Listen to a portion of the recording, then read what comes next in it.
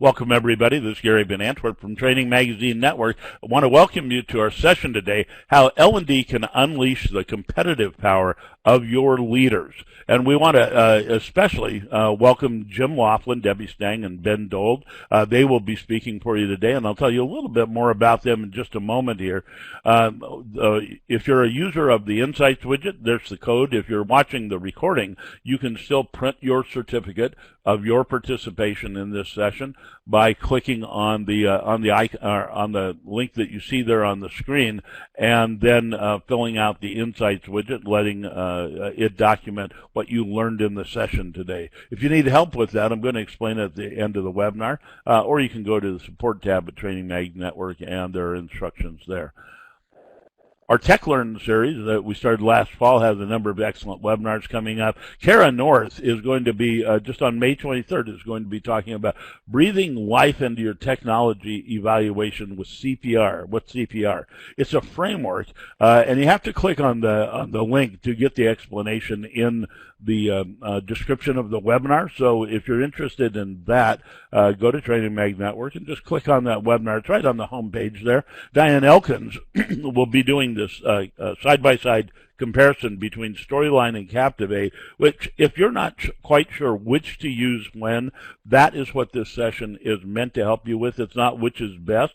It's which you will know is best for you to use in each individual situation after attending the webinar. And then Judy Hale and Sharon Gander from the ISPI, Institute for Performance Improvement, are going to be talking about certification of serious learning game simulations and gamification project.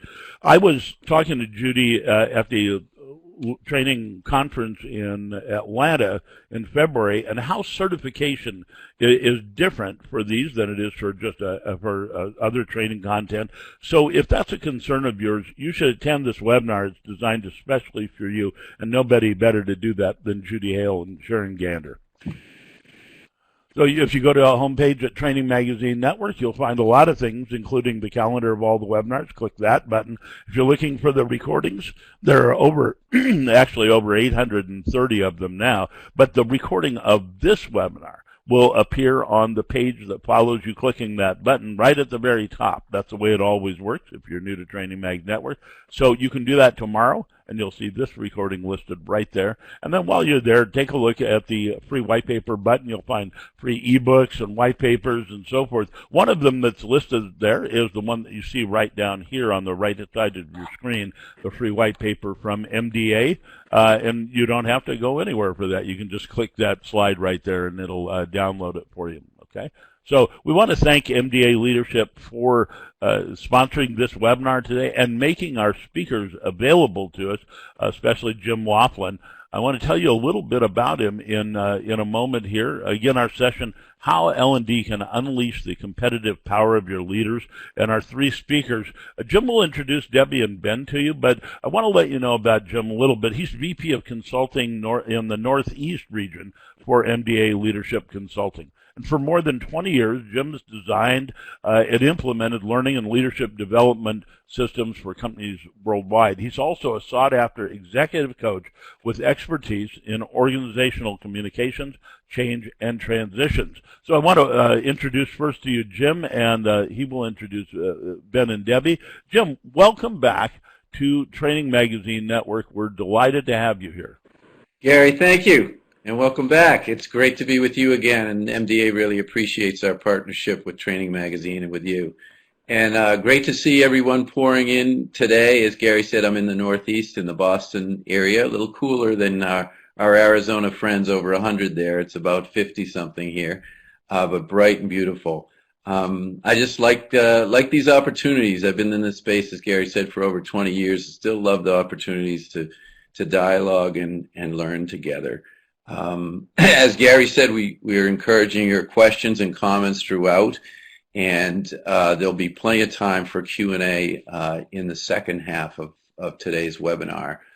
I wanted also to let everyone know about a raffle before I get to introducing our guests, Ben and Debbie. that at the end of the webinar, we'll be offering a chance to win this. You see it on the screen. It's an Amazon Fire HD10 tablet with Alexa hands-free. And so to win, it's just simply stay with us through the webinar. And before we get to the Q&A, we'll just have a quick survey that will come up, and Gary will help us with that, and it'll allow you to get entered into the raffle drawing. I will say just a little bit about MDA, and then we'll introduce Ben and Debbie. My colleagues are located there in Minneapolis. As I said, I'm in Boston, but that's our home. MDA Leadership is a premier provider of leadership development and integrated talent solutions. We partner with organizations to strengthen their individual and their team and their organizational leadership. We have clients who are really ambitious about their growth goals, and they're focused on developing leaders at all levels. So they know they need to accurately identify and accelerate the development of their best people to drive their performance. So we help them do that as a trusted advisor, and we specialize in a number of areas: CEO and board services, talent solutions, talent strategy and pipeline projects, leadership assessment for selection and development. Do a lot in the experientially based leadership development program space with executive coaching as well, and succession management. So like you, we are firm, strong believers in the value of leaders. Let me turn, though, to introduce Debbie Stang and Ben Dold. MDA has partnered with their company, Midco, on a number of projects to advance leadership development. And Midco is really, I'd say, is really an impressive organization in terms of its commitment to being strategic and intentional in developing a culture of leadership. And I've personally worked with both Debbie and Ben, so I can also say that not only are they two attractive people, as you can see on the screen there, but you're also hearing from two people who are very thoughtful, very, very committed, and highly effective leaders. So great to have them with us. And Debbie, if you would just introduce yourself and your role for a little bit, and then we'll let Ben do the same. All right, absolutely. Well, first of all, I want to thank Gary and Training Magazine and Jim and the MDA team for inviting Midco to be a part of this. This is a great opportunity for us, so thank you so much. A little bit about the company, just a real quick overview, is that Midco's been in business since 1931. So it's a long-term, a company that's been in business for a very long time, and we started in the Minneapolis area, and today we are really primarily a cable provider with video, internet, telephone, and home security systems in the Midwest: North Dakota, South Dakota, Minnesota, Wisconsin, and Kansas. And we also have a growing list of business services. For myself, I've been with Midco for 30-plus years and started in an entry-level accounting role and moved up into the organization in different roles.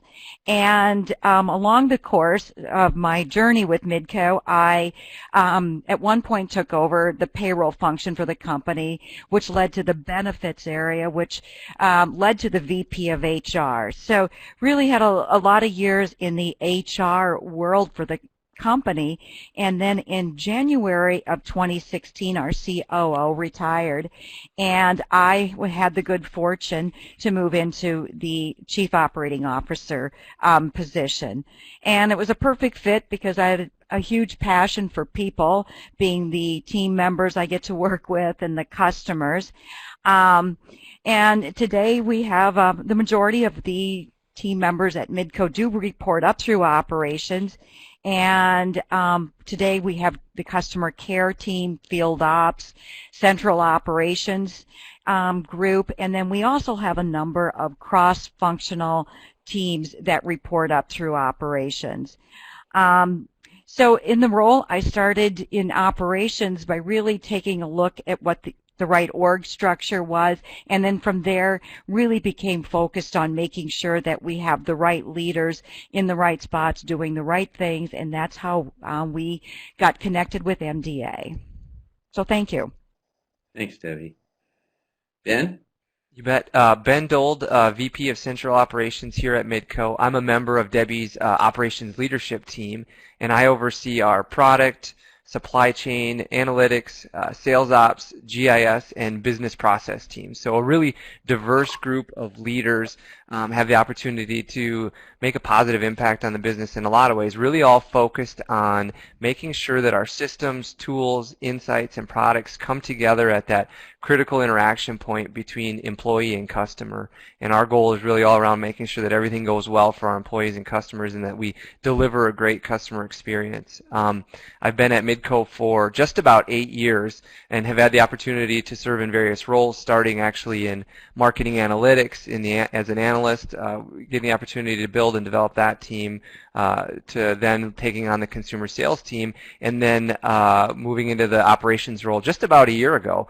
And this was, the timing of that was really great as I went through the function leader development experience with MDA last year, which we're going to be talking about today. And the timing was great as I took on this new team of leaders in a new area. Just gave me a tremendous amount of tools and guidance on how I could bring that together and be successful. And so I'm excited to be here today and would echo Debbie's sentiments in thanking Gary and the Training Magazine team and Jim and all the great folks at MDA. So really excited to be here. As are we. You know, it's one thing for us to talk among ourselves in L&D, but so helpful to have leaders who are in the trenches and leaders with long experience with us to comment. And I will be bringing you in at various points to comment and enrich this dialogue. So here we go. Let's take a look at the agenda. Again, really appreciate we're all leaders and learners, and you've made time here today. You believe, as we do, in the value of leadership development. There are any number of studies that show that business leaders across the board increasingly and strongly agree that leadership development is urgent and it's important. And so while we might be fighting hard for our budgets, there's definitely increasing recognition of the importance of investing in L&D. But a key question for us is where to invest, right? So And we know we want to develop leaders at all levels, but we have a point of view to share today. As much as investments needed at all levels, our research and our experience tell us that there's one level where companies underinvest compared to other levels, and we think they hurt themselves by doing that. And that level is the function leader, those business unit leaders, those middle managers. So today we're going to share some research that makes a strong case for the function leader and believe really that arguably is the level that provides the greatest performance impact for organizations. So investment there gets your greatest payoff. We also want to share what we consider the 5 most important roles that function leaders play. And developing in these 5 roles is a real key to boosting function leader performance. There's research behind this that MDA did, and we'll share that. And then we want to discuss with you some of the smartest ways to accelerate the development of those leaders. What are the best methods, and what are our experiences on the best ways to develop them? And we'll have some robust discussion there. I'm going to move fairly quickly so we have time for commentary from Debbie and Ben and for your questions and dialogue. So this slide notes MDA's version of the pipeline model that was popularized a ways back by Ram Charan and others. We have an assessment center there in Minneapolis, and it has accumulated data on thousands of leaders whom we've assessed and who've gone through full simulations targeting each level of the pipeline. Our focus today is on the function leader, those directors, those VPs of functions and business units all along the value stream. Directors and VPs of marketing and sales and manufacturing and customer service, technology, product development, and all sorts of support functions as well, like HR and legal and operations, like Ben and Debbie are leading. So that's really our focus here today. As we want to get you engaged, here's the first of a couple of polling questions if you could respond to. we're thinking about what type of investment your organization's making in that level of leaders, the kind of mid-level function leaders, not the executive leaders, maybe not that first frontline managers who you might have some training initiatives targeting, and or you might have a high potential program, right? But what about those middle managers, those function leaders? And it's fun to see the scores on our screen, or the percentages on our screen. And they're shifting a little bit, and we'll see what kind of where our organizations are placing some of their dollars. And of course, we're an enlightened group, right? That's why we're in this profession and in this opportunity to speak with one another. So I think we'll see the percentages a bit higher than the rest of cross industries. It looks like a number have a good targeted development program. And some other methods, including maybe an annual or some coaching and assessment. But a significant number don't have anything in this area.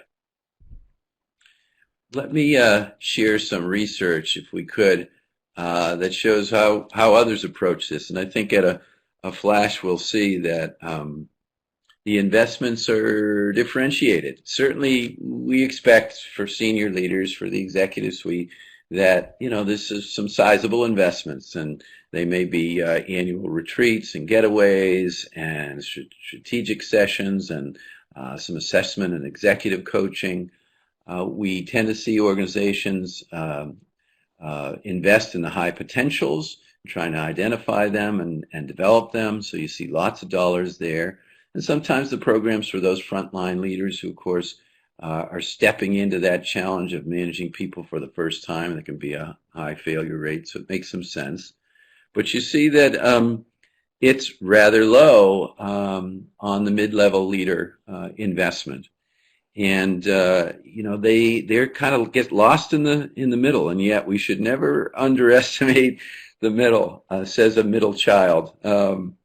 In life, in politics, in business, in family birth order, the middle is where the action happens. The middle gets it done. So many of these business unit and function managers are linchpins responsible for critical execution of major initiatives, critical strategy received from on high, and then the initiatives that they need to drive and execute.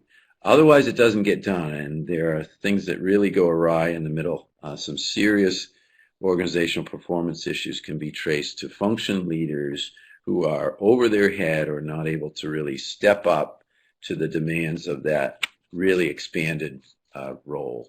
And there's a number of other studies of this sort. We can see another one from Brandon Hall here that shows we just looked at, say, more than $1,000 spent on senior leaders.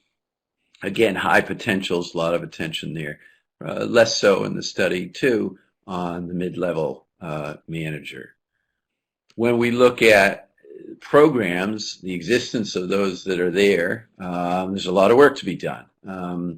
Some don't have the solution, but even those who have some solution are less than confident about it being a well-functioning and effective solution. And we see, again, that one of the lowest here is the mid-level leaders, who are only around 18% in terms of well-functioning or effective. So lots of business case to say that we're getting less investment there than we should. Let's see just how important this group is. Start digging into the evolution of that function leader and the value that this level of the pipeline is providing organizations. I'd say evolution because that's what's been underway for, say, the last generation. One measure here is the increasing place at the table, at the C-suite, for function leaders. Increasingly, CEOs are surrounding themselves by a larger number of chiefs, all these chiefdoms, right? Chief Technology Officer, Chief Marketing Officer, COO, like Debbie, CFO, CHRO, etc. So our function leaders are increasingly on a development pathway to larger really important influence, including influence and seats in the C-suite. How did this happen? There are a number of factors and causes that are adding increasing importance to function leaders. And in our limited time, I just want to focus on maybe a couple of these bullets. So let's think in terms of value creation, for instance, tied to the evolution of many of those functions. Think, for example, of IT and HR. Today, HR has moved well beyond its traditional, more administrative role to a more strategic role. It's involved in talent management, sophisticated use of analytics for selection, employee engagement, and more, or those in the technology function who move away now from what was in the old days keeping the servers running in the background to being really in the foreground on technology strategy, digital business models, on migrating to the cloud, lots on vital security issues and more. So increasingly, function leaders are creating strategic value, and they're really responsible for critical business initiatives, far more than before. And if you look at something like networked enterprises, the flattening of organizations, many ways now that function leaders are kind of melding into what used to be the GM role. They absolutely continue to need deep functional knowledge and expertise, but they also need to add that ability to work more and more strategically and collaboratively across the business and outside the business, a whole range of stakeholders and partners. So lots of reasons why this function leader position is increasingly on the rise, increasingly important for a business's performance. Curious slide here, but if we're convinced that we want to invest more in this level, when we think about where our attention should be, I think that's some of the challenge. The alphabet soup here is here because too often we see that's what organizations try to do, and that's what you don't want to do. This is that label is drawn from an article called Why Leadership Development Fails. And I'm going to quote from it. It says, what we often find, and MDA finds this too, as we start in with some of our clients, what we often find is a long list of leadership standards, a complex web of dozens of competencies, an alphabet soup of recommendations. And it goes on to say that they found that when a company cuts through the noise and identifies a small number of leadership capabilities that are essential for success in business, it's going to achieve far greater outcomes. So we set out to study these business unit leaders, these functional leaders, and see what was most essential for their development. And again, we're fortunate to have a strong assessment business for many years. It conducts hundreds of assessments a year on all levels of the pipeline. So our team did a thorough job of combing through 3 full years of data on function leader assessments. These are folks that take cognitive and personality tests, a day in the life of that leader. They get interviewed, they role play, the challenges of thinking strategically, of meeting with several different people. There's quite a thorough combing over of these folks. And so we took all that data and we looked strongly at it, did a lot of coding sessions with it. We were looking for where these those transitioning into function leaders most stumbled, and also where the most successful function leaders operate. Where were they excelling? So we worked through those rankings and results, and also through our executive coaches. We held a lot of discussions with those who work every day developmentally with function leaders to determine what was absolutely critical to their success. So all that crunching and work fed into 5 critical roles. That was the net result of our work, and you see them here on the screen. And I'm going to go into these in some length, but just a quick highlight that while there's a competency basis here, kind of clusters of competencies, we chose to focus on roles performed rather than competencies mastered.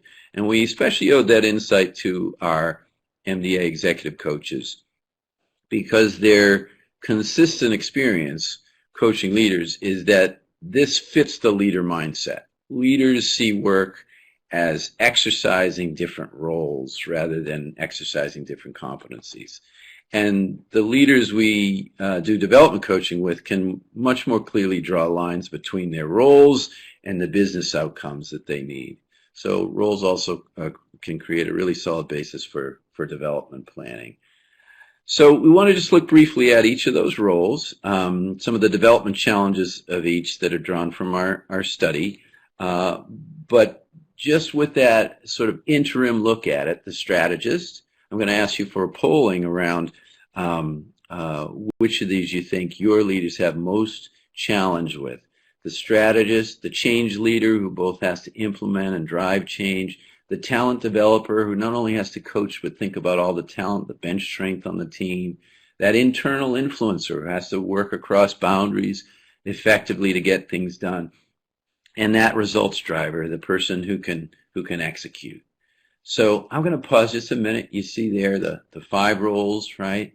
So where are the ones that your business unit leaders, those middle managers, those function leaders tend perhaps to struggle the most with? Be interested in that. And again, in real time, we see our results. And then we'll talk about each, and we'll also pull in Debbie and Ben shortly to talk about which of these roles are a challenge for them personally as leaders and really important for the work that they need to do. And of course, you can always type in additional info about anything that rings true to your experience as we work through those roles. No surprise to me that in a turbulent environment, right, where so much is changing, business models driven by so much technology change, the future world of work is changing, that the change leader role is such a critical one. And no doubt, given our kind of lens around development, talent developer, we see most clearly how so many of them need to pay more attention to developing their bench strength, to supporting their people, engaging their people the most so that they have the depth to execute. So yeah, no surprise there. But good to see and appreciate the responses. And again, you can type in more. So we'll turn to Debbie and Ben here for a minute. Again, would love to hear from you. Maybe Debbie first, as a COO, if you could speak to perhaps one of those roles in terms of why it's critically important for your success and Midco's success. Yeah, absolutely. I guess, I would say all 5 of these roles as a function leader are important and critical to success. However, when I really consider the one that I look at and place the most value on, or that's the most important to me, I would have to go with influence. And, when I think of a leader that's effective in internal influence, I think of someone that is inspiring and someone that is able to get team members to come on board. I also think of someone that can motivate and energize others. And it's a leader that I see with having a lot of passion around what they do. I also see someone that's a people person, and they really have a strong value of people and a desire to do what's best for others. So of these traits, again, I think of it as someone that with strong influence is someone that can work productively with others to accomplish the goals and objectives that they have ahead of them. And I really see that the internal influence is really kind of the foundation that you build on for talent manager, change leader, and results driver as well. I would be remiss not to throw out a shout out to talent management, having an HR background, but again, if I had to choose one, I would have to go with an internal influence. Love that perspective, and it makes sense, and it's an interesting one to speculate on which is sort of the foundational one. I think you make a good case for it, Debbie. And certainly, again, as you step up to that level, the amount and number of people you're seeking to influence and work effectively with, not only down but across, is substantial. The network that you have to tap to get things done, to get the resources for your team to work effectively across boundaries is large. So thank you. That's great. And Ben, for you, what might stand out here among these five? Yeah, I think I'll take the baton from Debbie on the talent developer role. You know, when in the current role that I have, one of the key things that I've seen in terms of supporting success that's really jumped out is the importance of having a great team around you, and that's really all about talent development in terms of, you know, seeking out the best talent, but then also making sure that you're investing your time and energy into the development of your team of leaders. And so, because they are so critical to the success of our group, as I mentioned, you know, we have a really diverse impact on the organization, and within my team we have kind of some different specialized functions, but ensuring that I've got the right leaders who have the skills that they need, that they're working well together, and they can connect the importance of their role to what's driving positive organizational results. That has been so critical, and I've seen that. So, and then just to, you know, say that in agreement with Debbie in terms of internal influence of the importance of telling your function story is something that I think is really important, and that's a critical component of that influencing as well. So those are a couple of things that really jump out to me, Jim. That's great. Well, I'm going to guess that some of our listeners are going to be envious of Midco and hopeful that they have the kind of enlightened leaders that you two are here, and recognition of how people drive that business.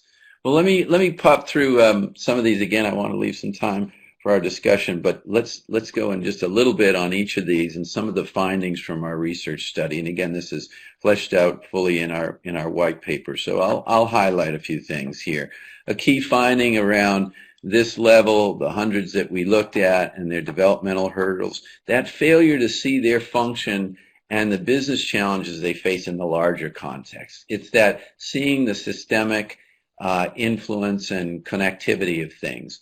They too often are still in that kind of first line manager lens of looking downward, not also outward and across, and failing to explore kind of some of the bigger factors and interdependencies that create issues and or create possibilities. So the result is that too often they're drawing up a solution that is inadequate or leaves some unintended consequences or leaves things unresolved. So their ability to look up and around is really critical here. When we look at the role of talent developers, as Ben said so well, it's really that mindset to recognize that it's your responsibility as he's taken it fully on, and not solely responsibility of HR. A deeper understanding that talent development is absolutely essential, and that you've got to take a really strategic approach to looking at what you have now, what you need, where your gaps are, and not just waiting for the annual review or occasional dialogue, but keeping your eye on that all the time. One of the quotes that we found from one of the function leaders that we assessed says a lot of this cleverly in the kind of in the metaphor or analogy of the GM of a sports team. I'm evaluating the talent I have, said this person, for this season, while I'm thinking about the team I'm trying to build for next season and the season after. Here we are early in the baseball season. I think of baseball GMs. I need bench strength too, like a coach needs his depth charts. And, well, this is actually football. They might be lost to a knee injury. I might lose someone to a competitor. If I do, who's going to step up? So again, that's thinking in time, thinking strategically about who we have, who we're going to need, what's coming up, who am I developing, who am I borrowing from, and all. So that's the talent developer role. Change leader, we saw 50+% of you said that's the critical one, and I saw Crowbar Joe's comment that it's also the hardest one, and I think that's absolutely true. The most frequently cited development need here is leading courageously. being comfortable with getting out in front. Too often people want to remain behind the scenes, but your better leaders at this level are not simply order takers. They are initiating change. They are seeing, they're closer to the customers, and they're both closer to the top to see the strategy, but also have some customer access, know about the processes, and can see downstream more. And so they have the opportunity to really initiate change as well. And that's a real hallmark of a great leader at that level. So downstream, driving downstream and upstream change, influencing upstream, and a strong process orientation. Change leaders really understand that they need to follow a process, help people get on board, that otherwise there can be a lot of resistance in the system. So they typically have a process model that they do, and they go slow in order to go fast. Internal influencers, Debbie said, may be the foundational skill, and most frequently cited here, you see some development things around influencing peers and superiors. Again, they may have gotten better working up the line around their teams, but they need to really shift to understand so much of their vital work is managing up and across. In fact, when you ask them, who's your team? They talk about the team of direct reports. But increasingly, their most important team is their team of peers. That cross-functional team needs to operate effectively on really critical initiatives and really critical changes, coordination and collaboration at new levels. And these are folks who sometimes don't play especially well in the sandbox, and our ability to be interpersonally savvy and persuasive and to represent our function well, and what its real value is and why we should be at the table more with those other functions as they work through issues is really important. And the fifth of the 5 roles, of course, is results driver. Hey, we're paid to, all leaders are paid to get results. The best are really very capable at focusing, at having one or a very few big goals, some call them wildly important goals, and focusing all the attention on that, adjusting things to ensure that they get that execution. They're really strong on keeping things visible for their team so they know where they're at, so all of us know what the score is, how we're progressing. They're building in short-term wins, helping create momentum, and they're extremely disciplined in follow-through, making sure that all commitments they make, they follow through on, but also that they document others' commitments and follow through. So that's the results driver. So all 5 of those really important ones. Okay, so let's think about, if those are critical roles to develop, how do we effectively develop them? What are some of the ways that we can do that? And you can see a number here, and of course I'm speaking to the choir in some sense. We've got some terrific talent out there, and many of you have spent many years in this space. MDA not only does leadership assessment, but also we do a lot of, as I said, leadership development and coaching. And so we use a variety of these methods, coaching one-on-one, social learning, action learning, a very effective methodology we use quite a bit. I think some of you may be familiar with that. Too often it's used just with high potential leaders, but I think there's a great opportunity for the function leader level to work together as a team of peers on things of real value, real business substance, at the same time that they're learning programmatically some critical skills or roles. And we're big believers in experiential, simulation-based learning. We talked about Crowbar Joe, you mentioned the challenge of developing change leadership. We do that through a really in-depth simulation, really getting people inside of a full change so that they can experience in a day what it's like to go through a years-long change and learn so much by doing and not simply talking. So it was kind of inevitable once we'd done the work, the assessment work, for us to think as a leadership firm about what it might look like programmatically. So as one model of how this might be kind of organized, you see here our take on what we call the Function Leader Development Experience, FLDE. And in fact, we call it experience rather than program, because that's what it is. Rather than programmatic, it's an experience that unfolds over time with a lot of the elements we just mentioned, as well as kind of the traditional leadership program of 3 days. So there's some important pre-work with assessment, with some feedback and coaching that helps them identify where they most need work on those 5 roles, and then some real solid work throughout the program on each of those roles, as I said, including experiential and simulation-based things. We're big believers in peer coaching. We use accountability partners or learning partners throughout that they connect with, not only for that experience, but beyond, and set up meetings to speak with one another about their common challenges many weeks after the program. And then post-experience, there's additional coaching as they follow through on a full development plan. And here I'd love to again bring in Debbie and Ben, because they had the experience of Ben was a part of our FLDE a year ago, and Debbie helped make the choice about this. And I just wondered if you could perhaps respond on what attracted you to that. I'll keep it on that. What attracted you to the development model, maybe, Debbie, and what value or impact you've seen from those who took part in it for your organization? Yeah, absolutely.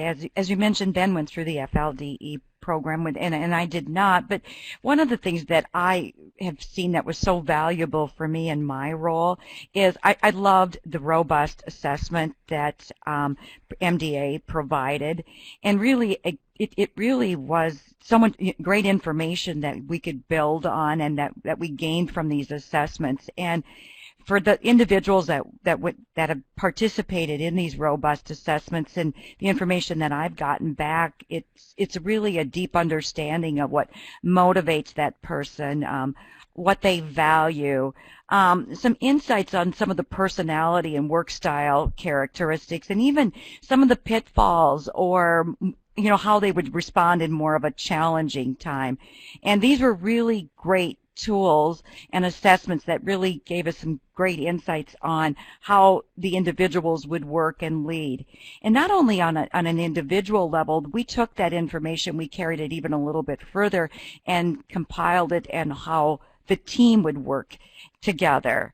So they were, like I said, really valuable to us, and we also took those assessments even a step further, and we did one-on-one meetings with the members, with my team members that went through the FDLE, and we provided insights on the results, and we created action plans, and then we came up with ways for us as a team working together and how we can be better aligned and to achieve our strategic goals. So for me, the starting basis with the robust assessment experience was a great place to start, as it was really foundational for the rest of the development elements.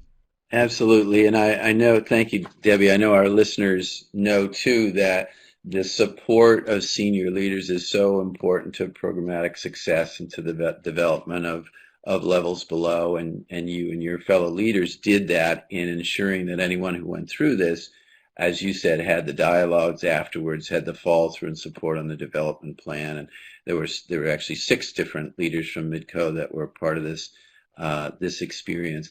I wanted to note that I saw a question on action learning, and I will turn back to that and say just a little bit more about it, because I believe in it, use it so much. But let me just have Ben comment first for a little bit, and then I'll address that question. Absolutely. Yeah, I had the opportunity to go through the program, the pre-program work, the 3-day event, the post-program work, and, throughout, one of the things that really jumped out was just the tools that we were provided that you can begin to put to use right away. There's just so many really straightforward, applicable tools that help you in each of the 5 roles. It really helps you assess the situation. It helps you kind of gather your thoughts around it and put a plan in place that you can implement to drive positive results. So that was key. The other big key for me was just the coaching that was provided throughout.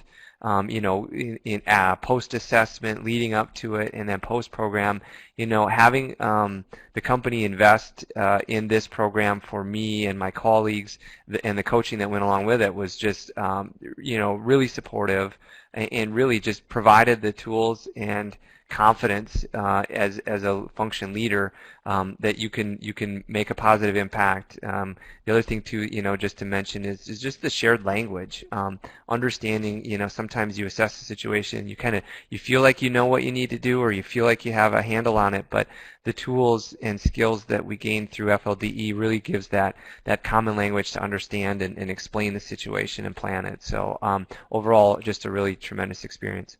Thanks, Ben. And so you're hitting on some of the key elements for whatever program our listeners pull together in terms of having that assessment to drive a heightened awareness for individuals of what's important, what they need to work on, that shared language, that the tool-based approach of things that they can apply right away, and that follow-up support, whether it's from their own managers or other coaches.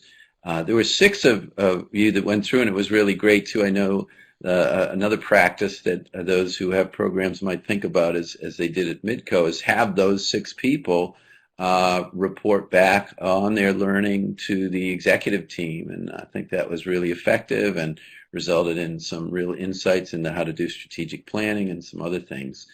I know our time's running down. I want to say just a quick thing about action learning, one more thing, and see if we can maybe Gary can hit on a couple of questions in a minute. I know we have 1 or 2 other things to do. One is the action learning. So for us at MDA and a number of other practitioners, that's hugely helpful.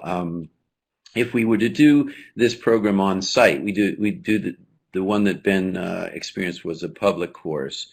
And I'll note in a minute that one is upcoming. But we'll also, if we did it on site, there's the opportunity sometimes to incorporate action learning. That is, the senior leaders will identify several issues that are rankling, challenging, complex, real business issues that need to be solved. And you divide into working teams, usually of 5 or 6, and you work over a significant period of time, many, many months, to work on that issue and to come up with a set of recommendations which that team presents to senior leaders. So when they come together 1 or several times in a more typical classroom-based program, they're learning just-in-time skills and tools to apply to that problem. And it's called action learning because there's action, really getting the results, getting a solution to a challenging issue. But there's also learning. You don't simply solve the problem. You also reflect on your learning, on the awareness you're building about yourself, working in that team, on the tools that you use, etc. All right, so let me just note that I had a slide that noted there's so much development happens outside of the programmatic, as we all know. On-the-job experiences is so critical, and I just want to remind us all that we can extract a lot of learning in the day-to-day. And I know that Ben and Debbie, you continue to focus on your own development. I wonder if you could say just any little bit on how you continue to develop yourself as a leader and keep that learning edge that's so important. Well, Ben, you want to take this one first? Sure. There's a couple different ways that I really focus on my personal development. One is just staying as up to date on industry trends as I can. Leading the product team, it's critical that I understand what our competitors are doing, what our peers are doing, and what other industries are doing too. As I mentioned, our biggest focus is on the customer experience, and so for us, we're looking to all industries in terms of who's really innovating and making positive change in the customer experience space. So that's one. And then the other is really relying on my peers that have been in their roles longer. So there, obviously Debbie is a great manager who provides a lot of really good feedback. But then I've also got great peers on the ops leadership team who have been in their roles for a long time, have a ton of experience in kind of an informal mentorship role. So, I believe in formal mentors, but I also believe in having those informal mentors that you can rely on and bounce questions off of, who can just help you through sometimes when you have kind of those challenging situations that you're not sure, not sure how to navigate. Yeah, I think that's so critical too, Ben. And sometimes people say, is it more valuable to go to kind of a public program or one that's on site? And there are benefits to both, right? One of the benefits is something like you went through, is that opportunity to have all sorts of cross-industry leaders who are dealing with similar problems and yet have some interesting insights, best practices, advice, and connecting with a larger network of leaders. Of course, the on-site has that opportunity sometimes, as I said, to really work on some very central issues for the business, to have a whole cohort internally, and can kind of begin to shift and shape the culture because they've had that shared experience. So there's some advantages to both, but wherever you're at, I think you're spot on the value of seeking out peers and sharing your challenges and finding there's a lot to talk about and a lot to learn from each other. Debbie, any thoughts on just keeping that learning edge? Yep, absolutely. We're in a complex, ever-changing industry, so as Ben highlighted, that, keeping up with that is incredibly important. And, we do have our industry has a lot of great formal industry kind of training programs, and they have some leadership training things, but it's not as robust and as broad as what you get with something like an MDA program offers. So I love having the opportunity to be able to reach out and find more structured and formalized programs like that. In addition, I'm an avid reader, so I come to lump my commutes with podcasts and audio books. So there's a lot of great resources out there, and I do find those as valuable as well. And the last thing I would say is I've got the really good fortune of working with such a smart, talented team, as you can tell Ben is.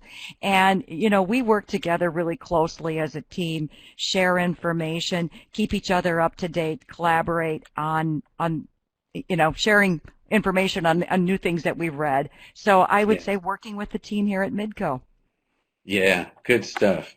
I'm starting to see some questions. I know somebody talked about how to convince upper management that development of middle managers is needed. And again, I think the white paper and some of the slides here make that business case. We really are hoping in this session that you can sharpen your ability to articulate that business case for developing the mid-level leaders with the decision makers back in your business. So I would look strongly at the white paper and some of the studies we showed earlier.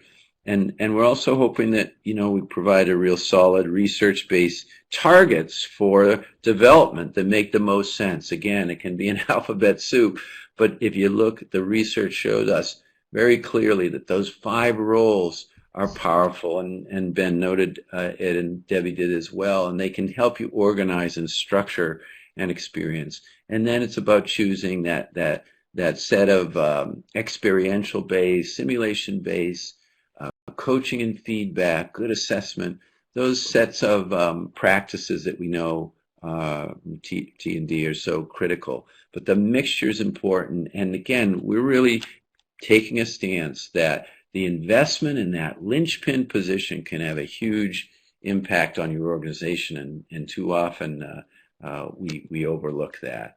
There is an opportunity coming up. Our public is in September in Minneapolis. I see, Joe, you asked whether we do it in consecutive days. We do this as well on site. I've done it in consecutive days. I think there's some real strong benefit in having people really pull away from the work for a concentrated period of time. See that the research and that full model of 5 roles that they work hard on, and they can start to see how, as Debbie did, the certain roles are foundational and how they interact. They can work through a real good development plan, and they can launch themselves with their learning partner to carry out that development plan, go back and speak with their manager, take the tools that Ben talked about and put them to use. It would be possible to break it up, but I think there's some strong reasons to keep that intact, as long as we're real big believers in the pre and post. If you want things to stick, do things up front that set people up for learning, that make them more aware and ready for the experience, and do things that reinforce the learning afterwards and ensure that there's some follow-up and follow-through. I know our time is running so quickly down. I want to note that we were going to show Gary, I think, that raffle, a quick assessment, a quick note on the raffle. It's just a quickie to answer a few questions there, and you should see on your screen I think a new tab will open. Fear not, your Adobe Connect didn't go away. You can click on that tab to bring it back. But we'd love to give that nice gift away to you, the Amazon Fire tablet. And so if you can just answer 3 or 4 questions there, do so. And then we'll come back and see if we have just a couple more minutes and continue to scan some questions. And Jim, just a note for those. Go ahead, Gary. Just a note for those who might be blocked from this. If you happen to be blocked by your company or your IT department and not be able to take this survey, the winner is not going to be chosen until a bit later today. So you could probably copy the link that I put in the chat and either try that on a different device. You might be able to take it on your mobile device as well, so that you can get entered to win this Fire HD10 tablet. Good call, Gary. We'll follow through with that and directly contact the winner. And we'll leave that up for a minute or two here while you can finish the survey. And any last question that you see, Gary, that maybe we should add to our discussion? Just trying to scan our comments while people do that. You've actually done a really great job, but we should be quiet and let people read the survey. But you've done a really good job of catching the questions, and we actually don't have any that haven't been answered. But we invite more.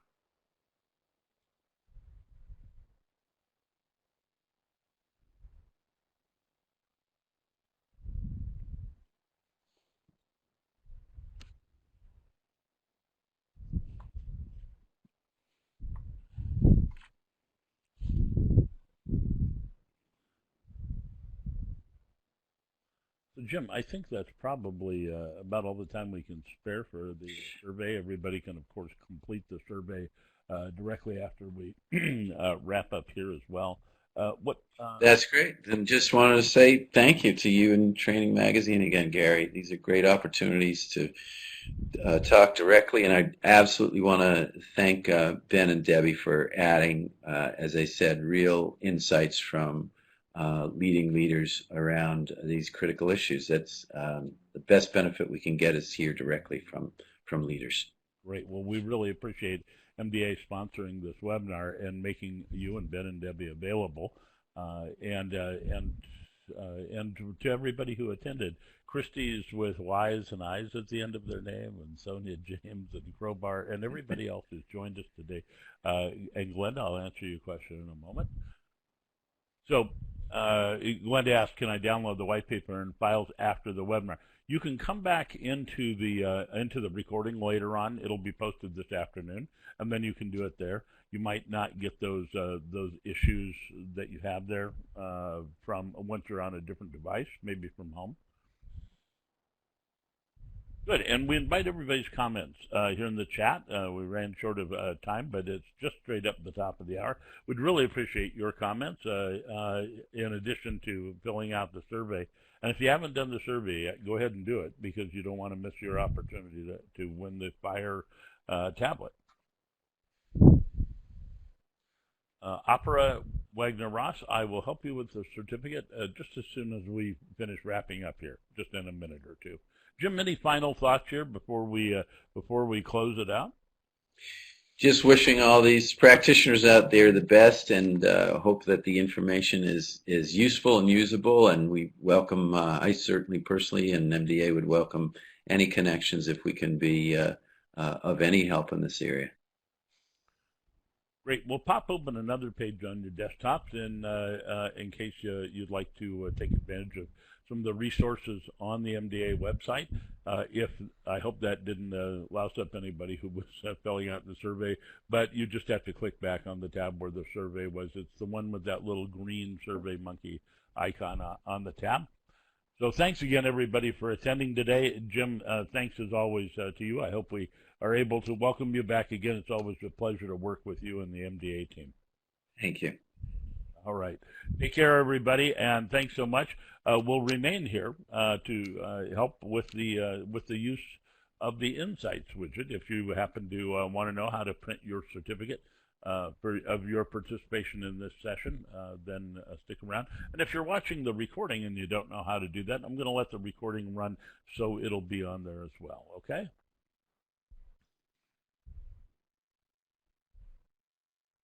Okay, so we've had a little bit of a break there, and I'm just going to go ahead and put the information on the screen. Here, it'll take me just a minute, Opera, to that's a beautiful name, to get back to the point that we need to talk about the certificate and the Insights widget. The way you find and print your certificate is you have to create it.